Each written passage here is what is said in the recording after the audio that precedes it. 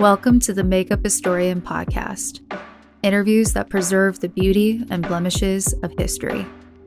Or in other words, no topic is off limits. I'm your host, Sarah Long, a makeup artist turned historian. So, Henny, I would love if you could share with everyone listening a little bit about your background before we get started. Absolutely. So, my name is Henny Abraham. Henny is short for my first name, Hengame, but I go by Henny since I got into the realm of politics. Let's see, born and raised in Iran, which for anyone who hasn't been familiar with that country, the past 5 months has brought lots of attention to it, and we'll talk about that a little later. So moved to the States when I was 14. So, I always say I was born in Iran and made in America because, I went to high school here, went to college here. All of my life experiences have been here, but I still am an Iranian. So the past couple of years have brought me into the realm of politics, especially local politics, because to be honest with you, my family and I came here with a green card, and we had to wait our 7-year mandatory waiting period to become a citizen. And since I became a citizen, the only thing I knew about my civic duty was to vote. And coming from a country when voting, yes, we would vote, but there is no such thing as a fair election. Everything was already pre-calculated. It was a privilege to vote. I just never knew how important my vote and my voice was until 2020 happened, and I was a mom to 2 small kids, and I was a brand new small business owner, and I just realized, oh my God, we have to be a lot more vigilant and involved in our politics, especially local politics. So fast forward 2 years later, I ran for office in 2020 for City Council in Costa Mesa. I am now the Iranian American Engagement Director for the OCGOP, and I have been, a grassroots voice for any kind of injustice from local to global at this point. So here I am. I love that, and thank you so much for everything that you're doing. And to give everyone a little bit of an idea, like some context into how important all of that is, can you give us a little bit of historical context about, before we get into current affairs in Iran, a little bit more about the history of the formulation, really, or the establishment of the Islamic Republic of Iran. Can you explain to our audience the significance of that? Of course. So, before the 1979 revolution, which brought the Islamic Republic into Iran, we were a free country. We had we were under a kingship, so we had a king. However, we had a Congress, and, we had full women's rights. So everything that we would expect to have in a free country, we already had. And you're going to excuse the kids crying in the background. So what ended up happening is that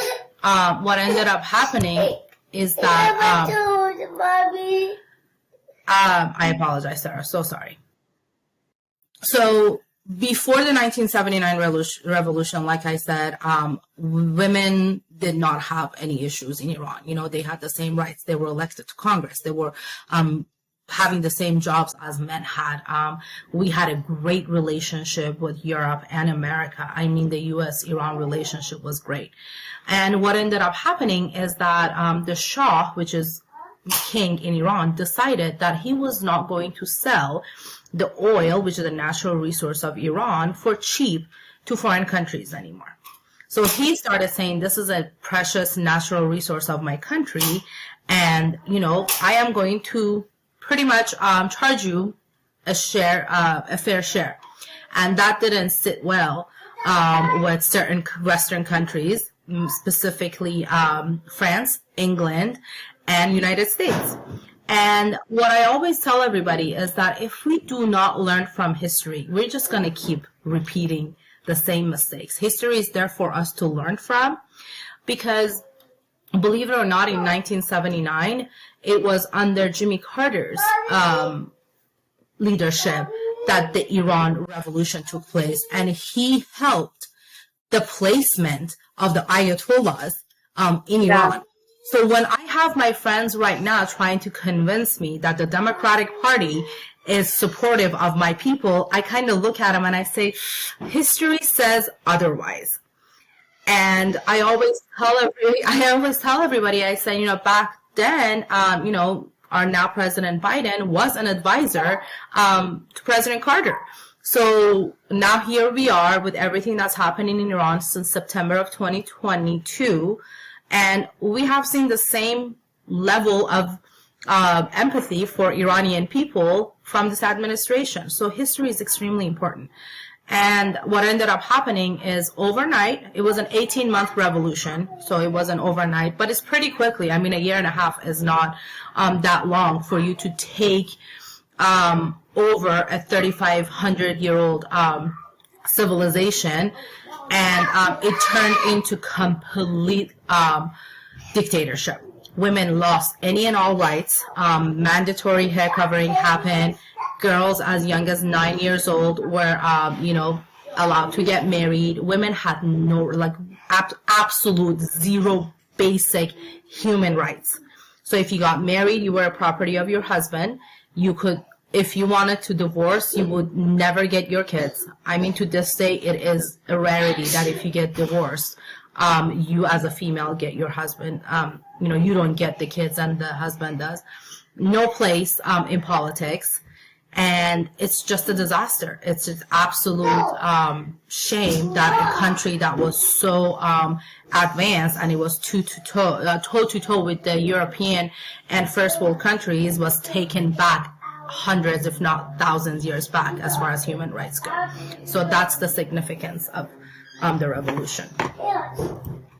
We had a chance to talk about how a lot of people today, when they look at Iran, they look at it through the lens of a Western lens, as if it's the same kind of infrastructure of America. And I think the biggest thing we tend to forget is that in America, we have a separation of church and state. But in Iran, currently, there's a marriage of church and state. And if my research serves me correctly, I believe it's a much more strict implementation of, or literal implementation of Sharia law. So I think that's kind of where, especially looking at things going on with the ladies today, that hopefully that explains a little bit of the significance and why there's a disconnect between what's going on in Iran and many Americans. So yeah, thank you for that. And in your opinion, what do you think some of the major challenges are right now? We'll keep it broad to begin with, but when you look at Iran currently, what are some of the major issues that are going on? Like I said, major issue, I'm not even going to say issues, is human rights.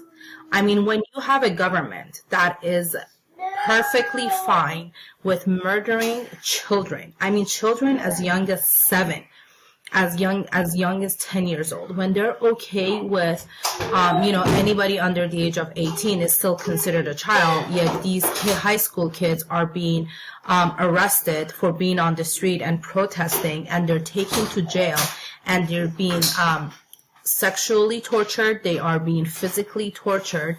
And if this is okay, and this is a government doing it to its own people. So I always tell everybody, I say, there's a lot of times that because of what's happening in Ukraine, a lot of people try to bring this whole, Ukraine war into the Iran revolution. And I say, don't confuse one. Ukraine has an army that can protect its people. Iran's army, which its job is to protect its citizens, is turning on them and is actively killing them, torturing them, and all of that. So there is the basic human rights of you're not allowed to dance in public. You have to cover your hair as early as 9 years old. So all of these are issues, and there's just a matter of basic freedom, what you want to do with your life, what decision you want to make for your life. And none of that exists in Iran. You have to follow what you're told. There are certain things that you can do and you cannot. And if you don't like it, then so be it. There is no change. There is no hope for change. So basic human rights. I mean, I wake up here in the morning and I am allowed to wear whatever I want. I am allowed to dye my hair, 11 shades of purple, because I live in a free country. However, that's not an option, especially for women in Iran. So, Yeah, absolutely. So, transitioning a little bit to talk about current affairs in America, when you look at, when you kind of compare these two countries, what do you think is going on with civil liberties? Like, do you believe that civil liberties are under attack in America as well? absolutely. And I'm going to say that with certainty because the reason why I got involved in politics back in March of 2020 was because I come from a background that I know what it means not to have basic civil liberties or human rights.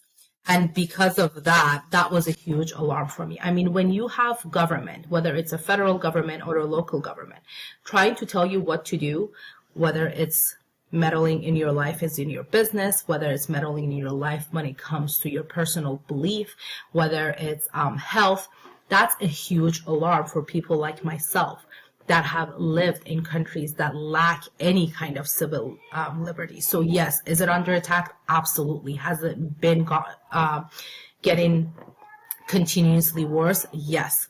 My biggest red flag, to be honest with you, was in 2020, I had a 5-year-old who was in pre-kindergarten, in pre-K. And, when COVID happened, we were on Zoom and all of that. And when I saw what was happening in our schools, I told my husband, married to a wonderful white man who's born and raised in America. So everything that he knows about all these, comes from my background. And I said, what is happening right now currently is giving me PTSD about what they used to do to us in Iran, because schools in Iran are not educational places. They're indoctrination camps. Now, Iranians have some of the highest level of education. Don't get me wrong. The quality of education is great, but the indoctrination that happens simultaneously during those years. I mean, Sarah, we used to chant death to America in Israel every year. We used to burn American flags every year. You do that from first grade, from the age of 6. That's horrific. And then now bring it back here when I see that they're taking things like saying the Pledge of Allegiance out of our school. That's scary to me. Why should we not be proud of the country that we live in? And, when you take away parental choice, I mean, my parents did not have a choice. Now, granted, they sent me to a very, very expensive private school, very, very expensive private school, and it was top-notch schools. But still, because everything was under the government's rule, they couldn't opt me out of the chanting that happened. They couldn't opt me out of the indoctrination that was happening about how horrible the Western countries are. So, yes, absolutely. And this is a tad bit of a tangent. I didn't send you this question ahead of time, but in your opinion, just where is that hatred for the West, or more specifically America, coming from, and why do you think it's there? Because as long as there is an enemy to fear outside of your own country, then you're not busy enough to pay attention to the enemy that's within your own country. So I think what happened with the Islamic Republic is that they were telling people that how horrible America is. Now, mind you, because of the generational relationships that the previous generations have had with United States. My own grandmother used to travel to US like to vacation. She was either in England or in US before the revolution. So someone like me, even though I was being told how horrible the Western countries are and they just want to come and take over our country and our values and morals, which are non-existent under the Islamic Republic, then I didn't believe all of that, even though I was heavily indoctrinated, because when I would come home, the stories and all the education that I would get about real history from my parents and my grandparents would overshadow that. And that kind of ties into why I'm so against taking parental control out of education, because I think what kids learn at home, it is so important in conjunction with what they learn at school. But you will never take away a parent's right and choice to teach their own kids. So, like I said, as long as there was this big fear, there was a saying, I'm going to translate it in English. So they used to call America the big devil and Israel the little devil. And in the speeches that the supreme leader gives, or any other religious officials, they're all religious officials in Iran at this point, would give, they will literally say the big devil and the little devil. So imagine just using that kind of language and scaring people, yet, you're embedded with them, and you are making deals with them, and you're selling oil to them. And I think this also goes back, I forgot to mention this, when Iran was a peaceful place, the whole Middle East was a peaceful place. I mean, when we look at it, because Iran is centralized geographically, we are right smack in the middle of Russia and Pakistan, Afghanistan, Iraq, Saudi Arabia. We're in the heart of Middle East, even though we're not Middle Easterns by race. But so when that region that had a lot of oil, has ports in the southern part, was at peace, everywhere else was at peace. And Europe and the US could not control that region as much as they would like to. So that was another reason why the Shah, or the king of Iran, wasn't very favorable to the Western countries. But that hatred, to be honest with you, just comes from the fact that as long as you have fear-mongering happening in your society, you can control the masses more. And we saw that happen in our own country the past 2 years. So fear is the greatest vehicle of control over people, unfortunately. I agree with you entirely. And that's honestly part of one of the reasons that I do the podcast, to not live in fear or let it dictate your life, to still you have to use your voice as an American. You have to actually, there's two sides to the coin, right, of being an American citizen. It's not just, oh, you have these certain rights. There's also responsibilities as a citizen. And you have to kind of look at the fear of the culture, if you will, and use it as a tool to wake people up and remind them, like, no, you're still an American, but only so long as you remember that and actually protect your own rights. And the simplest way to do that is just by talking, using your voice, using your freedom of speech. So I agree with you entirely, and I respect you so much for everything you're doing. Thank you. So yeah, of course. So when you look at America today, like, what do you think, how do you think we get people to realize that this is going on, that civil liberties are being infringed upon, and what do you think we need to do about it? To be honest with you, I think the best thing we can do is something that you're doing. I mean, let's be another voice that is not being a single voice being projected by the mainstream media. Because to be honest with you, it is so one-sided right now. And learn from people who have not had the privilege of being born and raised in a free country. I talk to my friends that are generationally, American. I'm an American, but, I'm an immigrant. And I say, if you think America is so horrible, I plead with you to take a summer and go live somewhere else. And I'm not saying go vacation somewhere else, because when you vacation somewhere, you're not really going to get the full effect of what it means to live there. Go live there for a little bit and then come back and kiss the ground of a country that you live in. Because I'm going to be very honest with you, there are millions of people who would give anything to live here. So I think what we need to do is we need to educate people. But one of the biggest issues that I see myself, like I said, I just told you my full story. I sit in front of people, I say, look at me. I'm not a first generation. I'm an immigrant. I lived under a very harsh regime for the first 14 years of my life. I have seen my family members being, jailed. I almost got taken myself when I was 12 because I shaved my head in the protest of wearing the mandatory cover. But what I'm being told is because of my views, because of what I have chosen as a free American to be in politics, I am also not an expert to talk about these injustices. Just because I have chosen to be a conservative Iranian, I'm a racist. And I mean, imagine me being called a racist who was born and raised in a different country by someone who thinks that just because I think differently from them, that makes me a certain stereotype that they would like to do. And that's because of the mass hysteria that's been caused by our media, of the absolute indoctrination that is happening in our colleges, in our schools. Because when you take real history out of context and you teach based on feelings or what you think is right, that's when we're going to go south real quick. And that's what's happening to us. So being a voice, I mean, one person can make a difference. If 2 years ago you would have told me that I'm going to be here, I would say I know nothing about politics. Literally, I've been in healthcare my whole life. I then had a business with my husband. What am I going to do? But here I am because and I didn't stop. You know, I have been pushed away from all of it. I have been threatened. I have been called any name in the book, but that doesn't mean I'm going to stop speaking the truth. Because once we stop speaking truth, that's when we're in trouble. So everybody should be their own reporter. Everybody should read and stop believing everything based on feelings.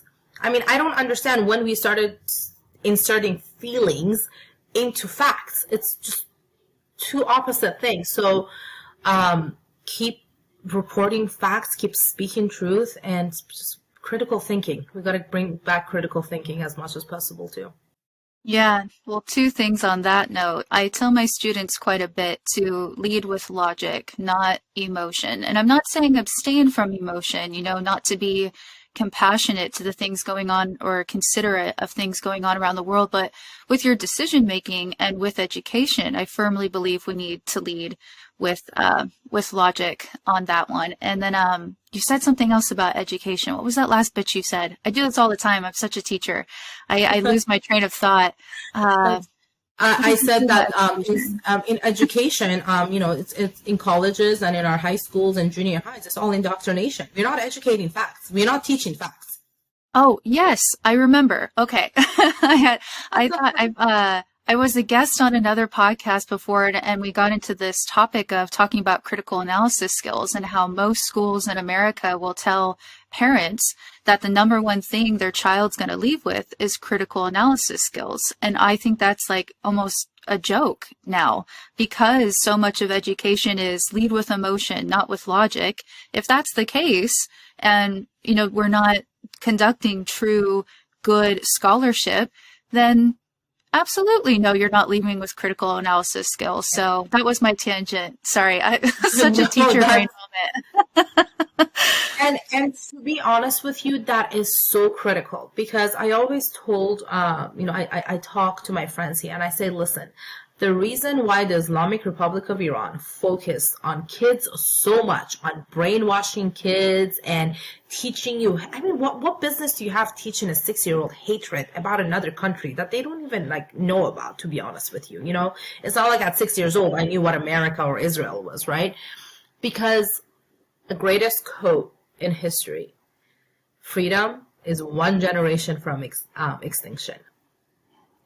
And what you do is, so the Islamic Republic knew that people like my parents' age who lived pre-revolution were not going to fall for them. So what did they do? They went into colleges, they went into schools and universities, and they started infiltrating and they started teaching nonsense. I mean, absolute nonsense, to the point that it makes your brain explode. But when you repeat the same thing to a child over and over and over again for 12 years, and when your child is at school for 8 to 9 hours a day, and in Iran we don't have 5-day weeks, we have 6-day weeks. So we only have 1 week and a day. So imagine years and hours of that much indoctrination. By the time you're 18, you fall for it. And that's how they were able to control the masses for 44 years now as of last month. But it's just mind-boggling to me, because, you know, America will be 247 years old this year. We are a baby country. We are a baby country.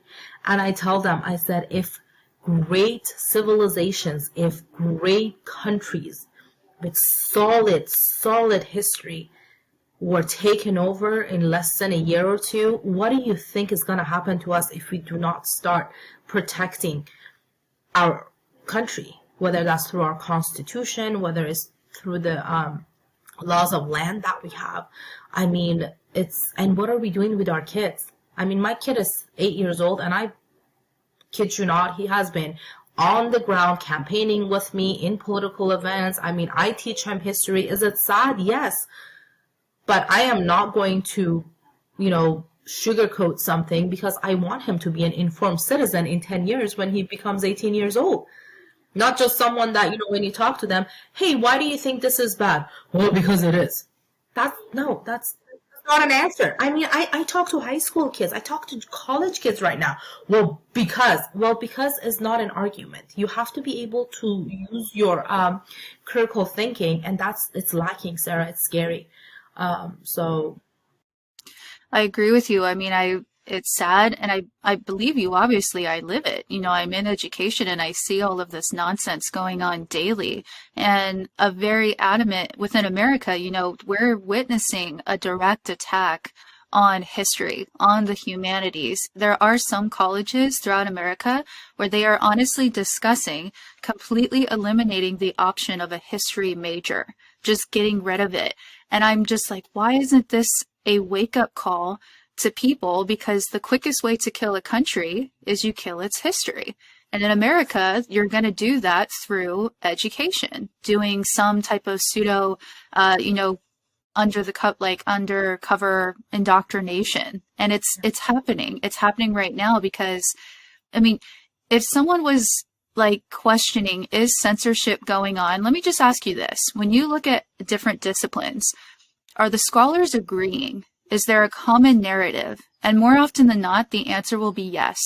That's a problem. Scholars don't usually agree with each other that easily. We're debating, we're critical, we're conducting research, and the fact that there's just this weird narrative that all of these scholars, all of these teachers are, just shaking their head yeah, it's okay. No, America needs to wake up. It's and even when I ask my own students, has anyone ever read the Constitution? No. And what's even worse, there isn't even a desire to. So they have this hatred for America. Here, our own students have a hatred for America. And like you were saying, they don't have a reason. They're just we hate it. Well then, why are you here? If I'm being honest. And I mean, how can you hate something that you don't know about? I mean, if you've never read the Constitution, if you don't know what our founding fathers stood for, I mean, it's fully known right now that I'm a Republican, okay? But what people don't know about me is that when I became a citizen, I was a registered Democrat. Why? Because the Democratic Party was right there, right outside of our swearing-in ceremony, and they registered all the new citizens as a Democrat, okay? It was 2007, right before the 2008 presidential election. So, and I was already in my third year of college, so imagine high school indoctrination about how. And when you come, this is key. When you come from a minority background, especially when you're not English speaker, when we hear Democrat, we automatically assume democracy, just to let you know. That's a mistake that to this day is still being made within minority communities because there is not enough voter education out there to let them know that democratic doesn't mean democracy. Okay, that's a huge reason why we see such a huge gap in voter registration between the minority groups, okay? But once I started to learn a little bit, I was in healthcare. I mean, Obamacare is the reason I became a Republican, to be honest with you. I was working in pharmaceuticals. I saw the disaster. I'm like, no, thank you. This is a disaster. So how can you hate something that you don't know about? And that goes back to, unfortunately, I have refrained for a really long time from using this, but because of what's happening in my country and because that's now being said there, it is this herd mentality that is being encouraged amongst people. Don't think for yourself. Don't question anything. Just follow what you're told. And because it's horrifying. I mean, and like you said, at what juncture in the history of our existence. The scholars, top scholars, sat down in a room and they all agreed upon. The whole point of being a scholar is so you bring a different point of view to the table, is so you are good at debating and making arguments, and through your differences you find common ground. And all of that is being taken out of our society, and it is scary. And now when you have someone who disagrees with the masses, then you point a finger at them and you make him look like a criminal. You make them look like they're the bad guys. I mean, having a different way of thinking, not only is it not encouraged anymore, it is extremely discouraged and frowned upon. And that is an absolute terrifying situation to be for any society, yet alone a free, number one free country in the whole world. So Americans, we need to be very vigilant about what's happening, and we should stand for your morals. Believe in your own ability to make a decision. Just because somebody says something, it doesn't make it true. We live in a day and age that history is available to you at your fingertips. I mean, you can go online and you can read a history of the whole world in probably a day or two, because everything is available so easily. It is unexcusable to be so uninformed in this day and age. It's just devastating, to be honest with you, especially for our younger generation.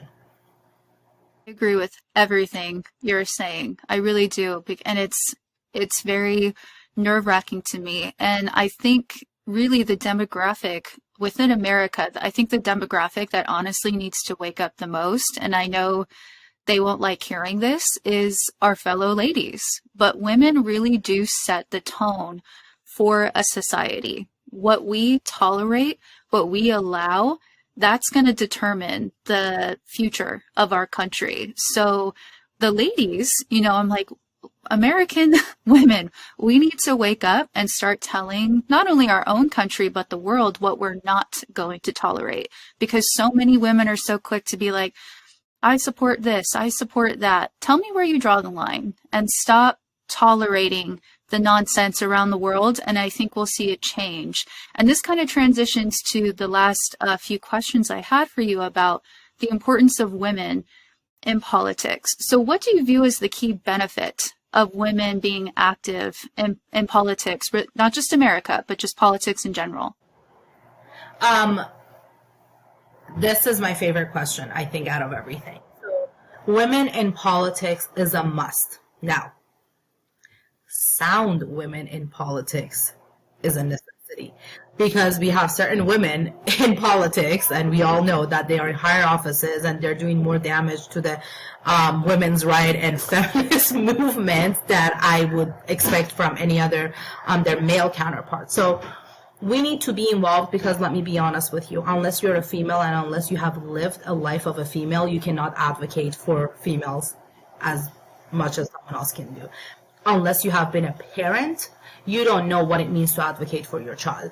So, and that is a very unpopular opinion nowadays. I get, crucified for saying it, but I am perfectly okay with saying it, because I had no idea what it meant when my friends were banging in Sacramento.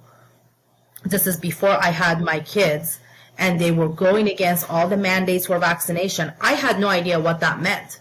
But when I became a parent, you best believe that I was right there with them, because I knew what it meant when somebody came and told me what to do with my child. So I think the reason that is so important is because no one else has our experiences, and we need to bring our perspective, because it's completely different than a male's perspective. And also, I always say, if you want to get something done, give it to a female and it gets done real quick. So that's another reason why. Absolutely. I agree with you. I think we need sound women who know what they stand for, what they stand against. They're educated. They can lead with logic, right? They're not gonna, and that's been a time-old argument that, oh, women are too emotional. It's like, I think we see quite a few men who are very emotional today. So I don't think that argument really holds water anymore. But for the ladies who do have a sound moral compass, they really know what their values are. Don't ever underestimate the power of your voice, of the impact of the significance of the diversity of thought that you bring to the table, because women really do have a completely different experience. And no one's going to understand what we need unless we talk about it. And we had talked about this on the phone too before the interview, but I'm always, let me know if you don't want to get into this, but because it's a tad bit controversial. But when I look at what's going on in Iran and how women are treated, going back to the human rights issue, I'm always astounded at how many quote unquote feminists in America say nothing about how women are being treated. And I'm like, listen, if you're a feminist, then be a feminist, but fight for ladies everywhere. So what are your thoughts on that? We have the first female-led revolution of our generation. I mean, the slogan of this revolution is Woman, Life, Freedom, because a 22-year-old was brutally murdered. Mahsa Amini, who is the first martyr of this revolution. And then after that, many of our other women, girls, 16-year-olds, 15-year-olds, like I told you, young, have been brutally murdered. And yet, this great feminist movement and women's rights activists that, just chant day in and day out in America, I have yet to see them take action. I have yet to see them take to the halls of Washington and lobby on behalf of the women that are being tortured, jailed, raped as a form of torture. There are girls that are dying because of the physical damages that's being done to them in prison, and nobody knows about it. And where is it? And I'm going to bring this out because, the indoctrination that our media has says that, Democratic leadership are all about women's rights, and then, Republicans are all against it, and they want to send us back to the 1920s and put us back in our kitchens with our children. Are you kidding me? The Iran Revolution has happened under the Democratic White House. Before the current Congress took place, the 117th Congress was a Democratic Congress. They did nothing. They did nothing. Not only they did nothing, they are lifting sanctions as we speak right now against a barbaric Islamic Republic. And what a lot of people don't know, Sarah, is that the agents of the Islamic Republic live right next to us, right here in Orange County, in LA. They have their people here. They have their lobbyist organizations here that have been lobbying. What business does a barbaric regime like Islamic Republic has lobbying inside of a free country? Why are these people allowed here? And you are telling me that we have a feminist movement a feminist movement, if it's true feminist movement, is a global thing. You don't pick and choose what issues you want to be so, excited about, and then completely turn a blind eye to what's happening in a country when women are screaming. There's no Second Amendment rights in Iran, so nobody is able to bear arms. If we were able to have a Second Amendment in Iran, I promise you this revolution would have ended in the first 3 months. People are taken to the streets against tanks and machine guns with stones and sticks. And they still haven't stopped, and they're still going. So when I say read the Constitution and protect your Constitution, is because I'm going to tell you something. There is a lot of good that comes from protecting our Constitution instead of just trying to make it this horrible thing. And this has broken my heart since September, so I am going to be vocal about it if you allow me. There are children being killed. UNICEF, which is supposed to be for every child, has done nothing. They had a 3-year-old in jail at one time, and our media doesn't cover it. So the only source of media is us, the Persian community, the Iranian community that has taken in the masses to social media. We are their source of news. Where is the outrage from the women's rights movement? Where is it? Women's March is coming up. Great. It's in March. It's March 14, if I'm not mistaken. And now Now they are jumping on the bandwagon. And let me be honest with you, having Iran mentioned at your march right now to me is not something that I am so excited about, because you had 6 months to do something. You had 6 months to be a voice for these people, and now you just waited conveniently at your big parade to bring us in because you want our little logo and our advertisement. No. So I'm going to call hypocrisy on all of it. It's not just a wake up to women, it's a wake up call to all Americans. You know, we if it's just it's like, if you want to, especially as a woman who has experienced, I'll be candid, who has experienced abuse, when I view what's going on towards women in Iran, it absolutely breaks my heart, and it makes me want to fight for our rights even more. And like you were saying, it's insulting when politicians use this as like a something to manipulate you with. And I think Americans need to realize, like, if you really hate everything we have here so much and you want it gone, you need to be looking at what's going on in Iran and other places in the world and become more appreciative of what we have here.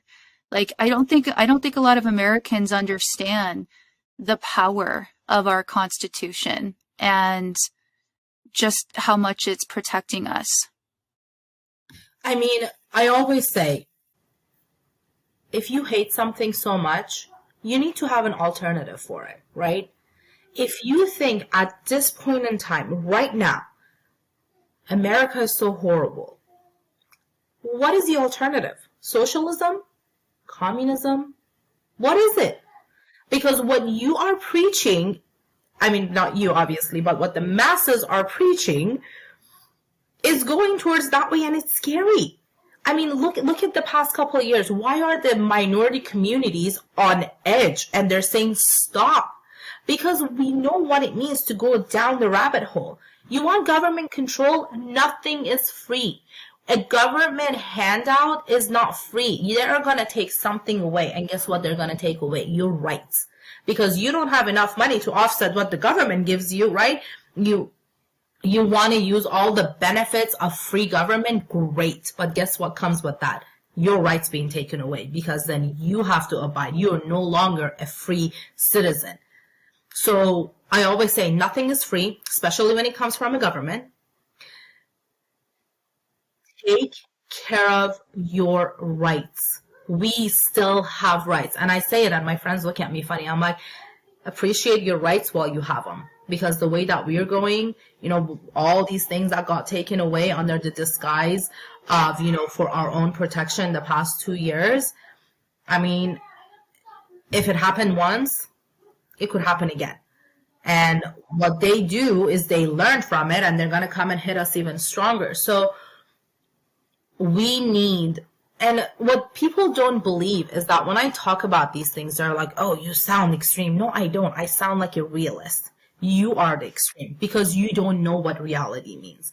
It's heartbreaking to me that people don't know what the reality of living outside of this bubble that they have created means. I mean, life is not TikTok videos and, you know, keeping up with the Kardashian. Life is what happened to us financially the past 2 years. So many businesses got destroyed. So many kids have lost the availability to, you know, a fair education because the parents don't see the public school, you know, a proper place for their kids. An education, a basic education, K through 12, is every citizen's right in any free country. I mean, look at Europe. We've even taken that away from people because we have decided that instead of teaching facts, we're just going to throw garbage at our kids. And we've been taking that from parents. So, I mean, we need to be very, very vigilant. By we, I mean, we got to get our 20-year-olds, our 30-year-olds, and our 40-year-olds involved, because if we don't step up right now, God help the younger generation that are dependent on us to protect them. I agree. And I've said this before in other episodes, but I always want to keep reiterating it because I think it's important that I firmly believe millennials are running the world right now. But the problem is a lot of them don't know that they're running the world right now. And the millennials, I think, especially millennial patriots, need to wake up and stop asking for the green light from older generations. You are more than capable of taking control of this. I mean, I honestly think when you think about the history of America, that the millennial generation is one of the most disenfranchised out of our entire history. And if the millennials wake up and actually start taking care of business, America has a fighting chance. But if they don't, we we gotta be careful. We gotta be very careful. And what we have to realize is that how much power us millennials have. I mean, and I say us, I'm assuming you're a lot younger than I am, but if we lived that 90s, and 2000s, we know what it means. And then we were born into parents that lived in the 80s and 70s. I mean, we are educated. We are worthy. We know what it means to, not have to struggle so much, whether it's emotionally, mentally, education-wise. I mean, this idea of an American dream, Sarah, no longer exists for majority of people. It is absolutely disheartening that I look at California right now and I'm like, there is no middle class. You are either struggling, there's no middle class. They are trying to get rid of the middle class. You're either struggling or you have, thankfully made it so much that you don't care. But guess what? That not caring is only an option for a little bit longer, because when everything falls apart, it doesn't matter how much money you have. It doesn't matter how set you are. It's going to affect you too. And we're seeing that. That's why we have mass exodus from California to other states. I agree. And I'm very glad you said that. I mean, sometimes I kind of, it's not really a joke, but to kind of like, I don't know, bring it to the forefront of conversation. Sometimes I'll say like, I really think we're living through the second Gilded Age, if you will. And that's going back to what you said about really there not being a middle class at all. And especially what's going on in California. It's a perfect example of, and I think too, I was talking to my dad about this actually last night. I think like people in California specifically who are involved in politics, who are fighting for American values, fighting for the Constitution, this is where I think the ultimate fight really is. And what happens in California, I think will set the tone for many things. So, I have so much respect for people in California who are putting up the fight and getting involved and protecting their rights. I don't, take that lightly. I appreciate it and respect it so much. And I hope future generations remember that there is one hell of a fight going on in California and to not overlook us. Yeah. And to be frank, I always tell my friends, I have a lot of friends that have moved to Texas and they have moved to Idaho and other Colorado and all these other places. And I say, let me be very honest with you. You don't think that these policies and these horrible bills and laws are eventually going to trickle down to other states? If you do not stay and if you don't stand your ground and fight, you can only hop on from one state to another. I mean, these politicians are not going anywhere unless we vote them out. And if all the people who are of sound mind and they are able to do this in California keep leaving, who's going to vote for the right politicians here? And California, New York, and Florida, to be honest with you, are three states that can set a tone for the rest of the United States. So don't move, wait, stay and fight. For future generations, what's the number one thing that you want them to remember about what is happening in Iran right now? That no matter what, at some point, injustice becomes enough. No matter what, at some point, waking up every day and not being a human being who has God-given rights and liberties becomes too much. And I'm going to be honest with you, right now, the revolution in Iran is being led by 20-year-olds, by high school kids, by 30-year-olds. because they're the ones that are woke up one day and they said, oh, I have no future here. There is nothing here.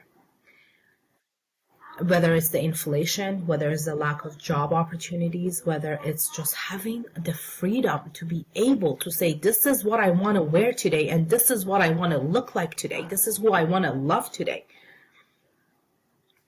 So what I want people to remember is that in a country that there's no rights, like I said, there's no Second Amendment, so people don't even have the availability to defend themselves with firearms. They have been on the streets fighting since September 22nd of last year. And they are going to win. They are going to overthrow this horrific, barbaric regime that literally has invaded and stolen our country from us. But what I want to tell people is that don't be complacent. Don't think it's not going to happen somewhere else, because history is teaching us that it's very easy that to happen somewhere else. And I want people to know that it started small, but it turned into a revolution. I mean, in the beginning, in September, we were like, there are protests in Iran, people are protesting. And right in October, I mean, 3 weeks later, hashtag Iran revolution became one of the most used hashtags. It turned into a full-blown revolution just because ordinary people got sick and tired of living under a tyrannical government. So I want this to be a beacon of hope, to be honest with you, for anybody, and also to encourage our next generation to please. One of the things that I'm very proud of my heritage is, Sarah, that we started talking about politics since I was 3 years old. I mean, politics was a dinner conversation. I remember everything was discussed and nothing was off limit. And my early memories of talking about, oh, the Ayatollahs are bad, and, you know, the king was a lot better and it was good and all of that, it's from 4 and 5. I mean, I had political debates when I was 6 years old. It's coming back all full, circle now, me being in politics. But I encourage my generation, if you have kids, talk to them. Don't think you are protecting them. You are doing a disservice by not teaching your children. You know what? Every Sunday there is a protest in Irvine on the corner of Culver and Bronca. Bring them to one. Show them what it means that these people who have left, the Iranians that live in diaspora right now, the reason why we take to the streets here is because we have the freedom of speech to be a voice for our brothers and sisters that don't. Bring them to one. It's peaceful. They just stand there and chant, and usually you get a free bracelet or something out of it too. But show your kids what it means to fight for their rights by using us as an example, so they know what it means to be a proud American, because that's huge, in my opinion. Absolutely. Thank you, Henny, so much for being here and sharing everything that you are working on and just the importance of getting involved and defending our rights. You are always, always welcome on the show. If there's anything that you want to make sure is preserved in history, you always have a place where you can say whatever you like. I appreciate you so much, Sarah, for this opportunity. And I just want to say one last thing to all of our female listeners. When I started all of this, I had a 5-year-old and a 5-month-old. I think when Sarah met me last year, I was talking about it, Do it for your kids. I was thinking, I said, oh, maybe my kids are too young to start being in politics. I'm running for office again next year. But if I don't do it now, there might not be an opportunity when they're older. We might be too late. So don't let the assumption that if you have little kids or if you're a female stop you, because we need you and we need more of you. And just keep on the good fight, and you keep speaking your truth, and I appreciate you. Anytime you need me, I'll be on. Thank you so much. Absolutely. Thank you for everything. And I agree, to our fellow ladies, never underestimate the power of your voice. And just thank you so much. I appreciate it. My absolute pleasure. I hope to talk to you soon.